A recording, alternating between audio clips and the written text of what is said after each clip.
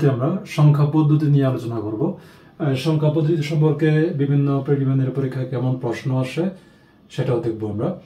তো সংখ্যা পদ্ধতি কি, যে বিভিন্ন চিহ্ন ব্যবহার করে যে পদ্ধতিতে সংখ্যা গণনা করা হয় সেটাকে বলা হয় সংখ্যা পদ্ধতি। সংখ্যা পদ্ধতিকে দুই ভাগে ভাগ করা হয়, একটা হলো নন পজিশনাল নাম্বার সিস্টেম বা নন পজিশনাল সংখ্যা পদ্ধতি, আর একটা হলো পজিশনাল নাম্বার সিস্টেম বা পজিশনাল সংখ্যা পদ্ধতি। তো নন পজিশনাল এবং পজিশনাল এই কথাটার মানে কি? নন পজিশনাল নাম্বার সিস্টেমের একটা উদাহরণ হলো রোমান সংখ্যা, যেগুলো এটা হলো নন পজিশনাল নাম্বার সিস্টেমের উদাহরণ। আর আমরা যে সংখ্যাগুলো ব্যবহার করি সেগুলো হলো পজিশনাল নাম্বার সিস্টেম। নন পজিশনাল নাম্বার সিস্টেম এটা কেন বলা হয়? যেমন আমি যদি বলি এক্স এক্স এক্স, রোমান সংখ্যা এক্স এক্স এক্স, এটা দিয়ে কি বোঝায়? এখানে এক্স দিয়ে কি বোঝাচ্ছে? 10। রোমান সংখ্যা এক্স বলতে 10 বোঝায়। আর এইখানে এক্স বলতে এটা দিয়েও কি বোঝাচ্ছে? 10 বোঝাচ্ছে। এখানেও কি বোঝায়? 10 বোঝায়। কিন্তু আমাদের সংখ্যা পদ্ধতি যেরকম, যদি হয় এরকম 5 5 5, আমাদের সংখ্যা পদ্ধতিতে 5 দ্বারা কি বোঝায়? 5 একক। আর এই 5 দ্বারা কি বোঝায়? 5 দশক, মানে 50 বোঝায়। এবং এই 5 দ্বারা কি হচ্ছে? 500 বোঝায়। অর্থাৎ এই 5 যখন তার স্থান পরিবর্তন করছে, স্থান পরিবর্তন করার সাথে সাথে এটার মানের পরিবর্তন হয়ে যাচ্ছে। এক এক পজিশনে তার মান এক এক রকম। এই কারণে এই সিস্টেমটাকে বলা হয় পজিশনাল নাম্বার সিস্টেম। অর্থাৎ এখানে কি হয়, যে প্রত্যেকটার অবস্থানের উপরে মান নির্ভর করে। অবস্থানের উপরে যেহেতু মান নির্ভর করে, এটাকে বলা হয় পজিশনাল নাম্বার সিস্টেম। আর অবস্থানের উপরে যদি মানের পরিবর্তন না হয়, অবস্থান পরিবর্তনের সাথে যদি মানের পরিবর্তন না হয়, তাহলে এটাকে আমরা বলবো নন পজিশনাল নাম্বার সিস্টেম। যেমন এখানে এক্স এর অবস্থানের পরিবর্তন হচ্ছে, এখানে এক্স বলতে 10, এখানে এক্স বলতেও 10, এখানে এক্স বলতেও 10 বোঝাচ্ছে।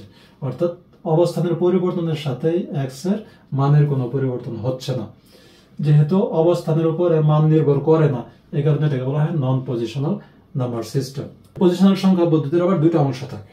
পজিশনাল সংখ্যা পদ্ধতির দুটো অংশ, একটা হলো পূর্ণ অংশ, আরেকটা বলে ভাগম। যদি হয় 5.32 বা 335 লিখলাম, তাহলে এখানে এটুকুকে বলা হবে কি? পূর্ণ অংশ। আর এটুকুকে বলা হবে ভগ্নাংশ, ইন্টেজার, এবং এটাকে বলে ফ্র্যাকশন। এবং এই যে মাঝখানে যে বিন্দুটা, এটাকে বলে রেডিক্স পয়েন্ট বা দশমিক বিন্দু বলি আমরা এটাকে। এই পজিশনাল নাম্বার সিস্টেমকে আবার ভিত্তির উপর নির্ভর করে পজিশনাল সংখ্যা পদ্ধতিকে আবার 4 ভাগে ভাগ করা হয়েছে। একটা হলো বাইনারি। পজিশনাল সংখ্যা পদ্ধতিকে 4 ভাগে ভাগ করা হয়। বাইনারি, এটা ভিত্তির উপরে নির্ভর করে। বাইনারি, দ্বিতীয়টা হলো অক্টাল, এরপর একটা হলো ডেসিমাল, আর এরপর একটা হলো হেক্সাডেসিমাল।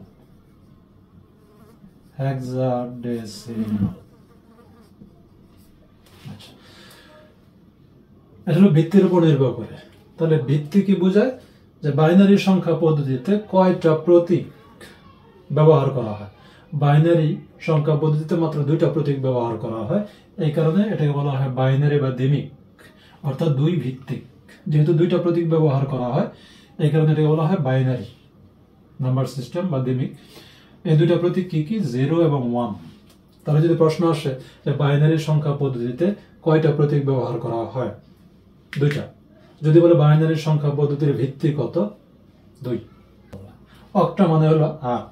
তাহলে অক্টাল সংখ্যা পদ্ধতিতে প্রতীক ব্যবহার করা হয় 8টি। কত?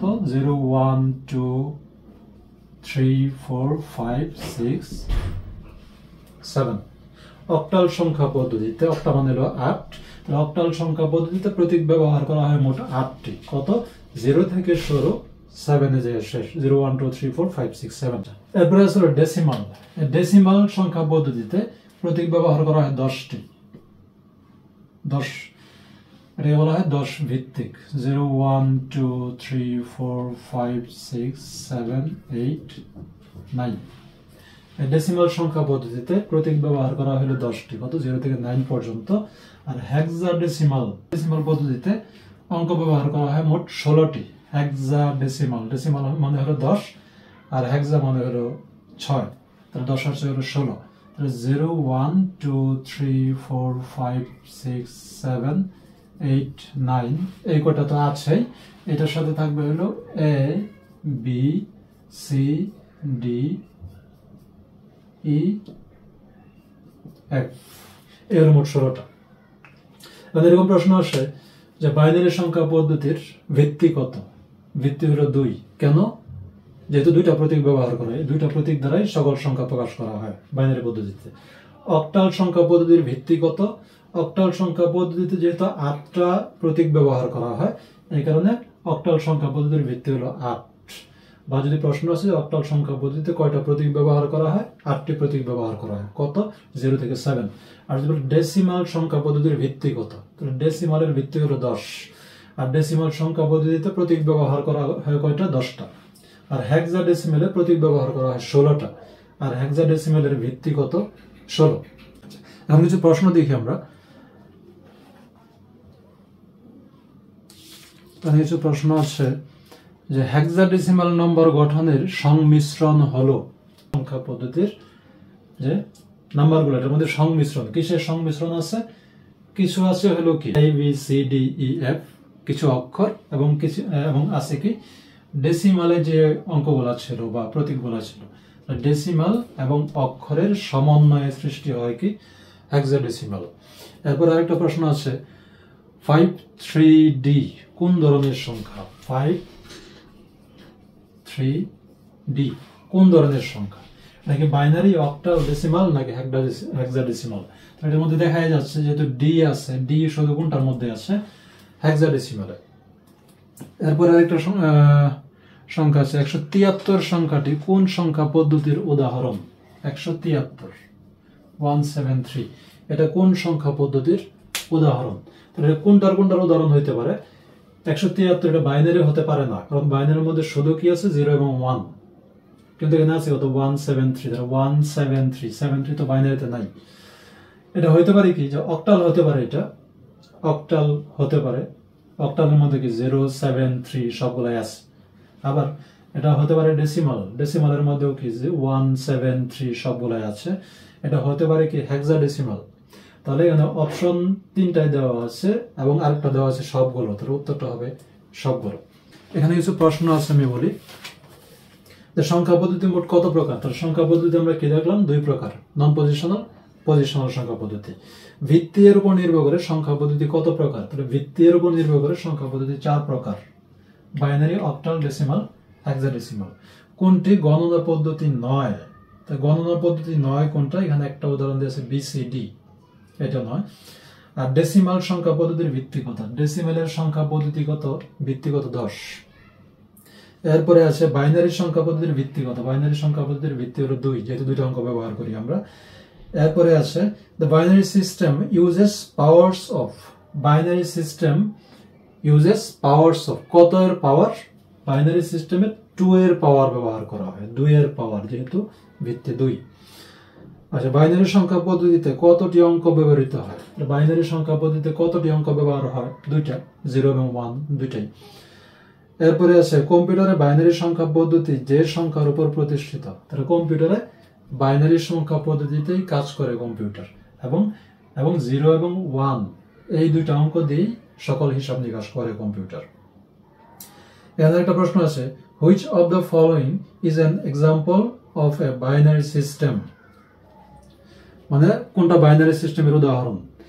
এখানে প্রথমটা আছে 100101, মানে এর মধ্যে 0 আর 1 আছে শুধু, তাহলে এটাই কি হবে? বাইনারি সিস্টেমের উদাহরণ হবে।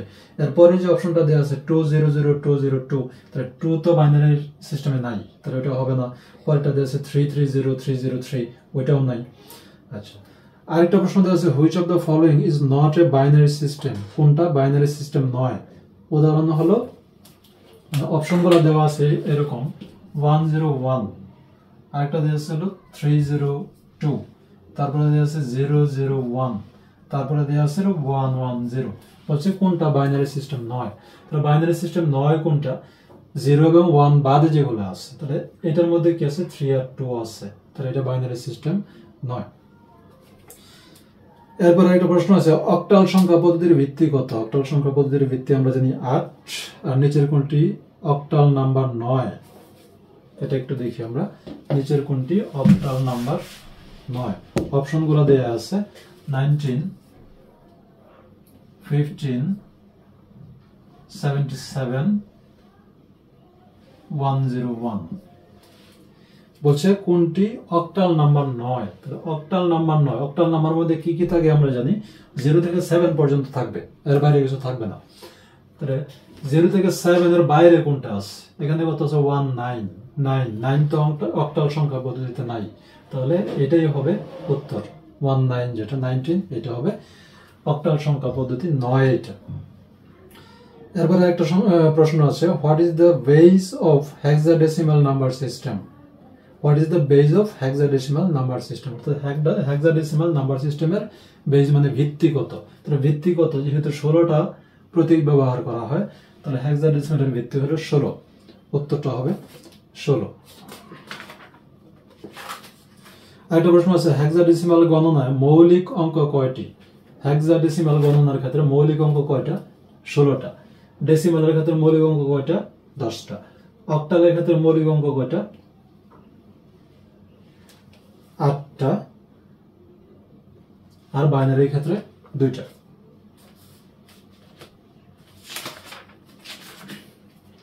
আরেকটা প্রশ্ন আছে এরকম, যে রোমান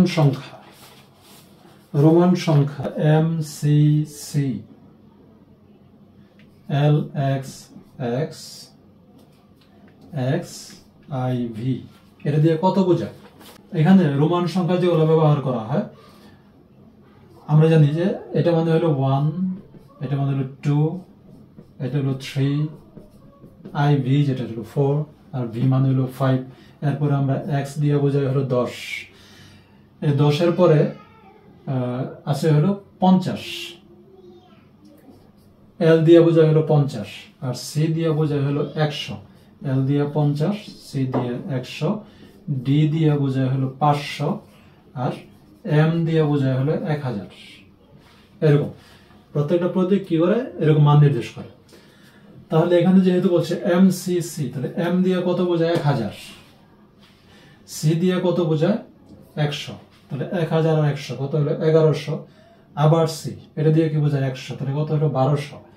L দিয়ে বোঝায় হলো 50, তাহলে কত হলো? 1250। 1250, আর এটা দিয়ে 10, এটা দিয়ে 10, এটা দিয়ে 10, তাহলে কত হলো? 10 10 10 মানে 30। তাহলে 1250 আর 30 কত হলো? 1280। আর IV দিয়ে বোঝায় হলো 4, তাহলে কত হচ্ছে? 1284। অর্থাৎ এটা দিয়ে কি বোঝায়? 1284। উত্তরটা হবে 1284।